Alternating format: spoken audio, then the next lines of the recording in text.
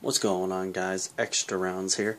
What I got for you guys today is a Beretta 96D Centurion chambered in 40 Smith & Wesson.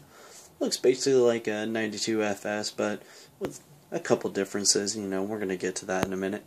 So I got this gun recently in a trade. I traded my Taurus 24/7 G2 Compact in 45. So, well, let's just go ahead and get into it. So, comes in this nice little box right here.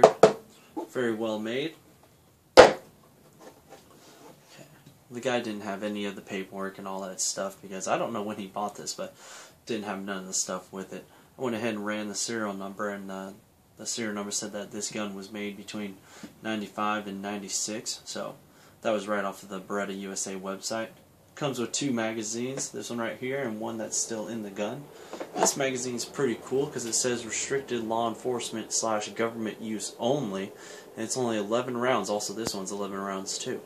So, it being from 95-96, I'm guessing that's because of the Clinton ban, you know, the high capacity over 10 round magazines, but that's pretty cool. Put that off to the side, take the gun out.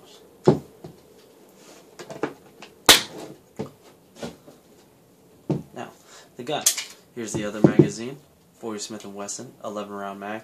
Doesn't have any of the government stuff like that one does, but it's still alright.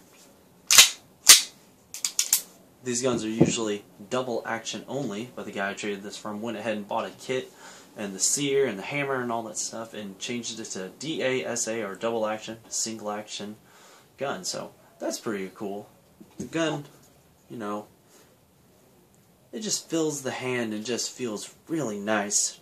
Natural pointing, everything. I mean, if you ever picked up a Beretta 92, seen it in movies and all that stuff, it's just an iconic gun.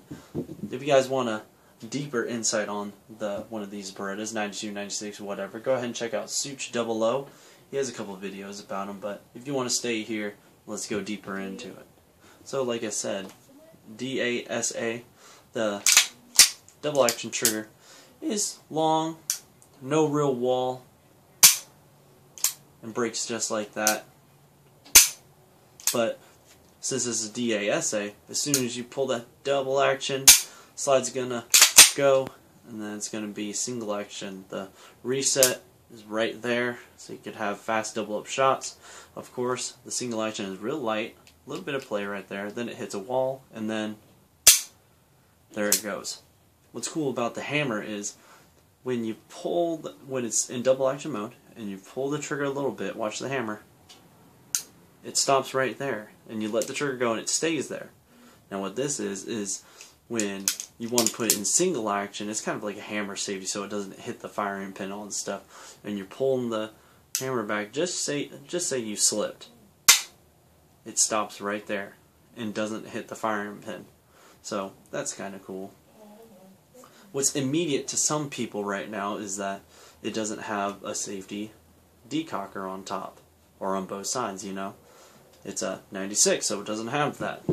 These are meant, obviously, for police forces and all that stuff. A lot of police departments had these, and of course it was only double action. So, pretty cool there. A little bit of history. So, let's go ahead and break this gun down. People say that you actually have to hold the slide back, and then press this button right here and then pull the lever down, but really I'll just press the button and press the lever down and the side will just go forward. So let's go ahead and take that off, set the frame to the side. Now, I don't know about other recoil springs and guide rods, but mine, when I first took it off, it just kind of got away from me and I just pulled up just a little bit and it went flying across the room. So if that's the case, you know, just make sure you get that guide rod and spring real good. So you see how I pulled it out like that. The empty space right here of the spring is actually the front of it. So you put it in like that. So let's put that off to the side. You go ahead and you press this button right here, and the barrel will go forward. Pull it back, and just take the barrel out. Go ahead and do what's necessary in there. Clean the barrel. Reverse action back in. When you do this, you see how that piece right there is up. I don't know if you can see that. You want to make sure you put the barrel in right and make sure that piece is down. Let me try to get it. There you go. You see how it's a straight line now? Because if that's up, you won't be able to put your recoil and guide rod back in. So let's go ahead and make sure that empty space is up front. Put it in there. Take your guide rod, pull it back, and lock it right in there. Let's go ahead and take our frame. Go ahead and do what's necessary in here and all that stuff.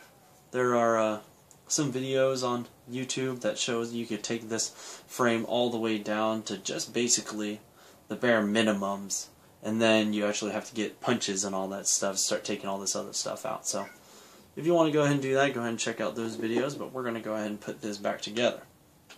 So you put it like that, and you actually do have to grab the slide and pull it back a little bit, and then press this lever back up. It'll snap in place, and you're in for business. So this gun is pretty cool.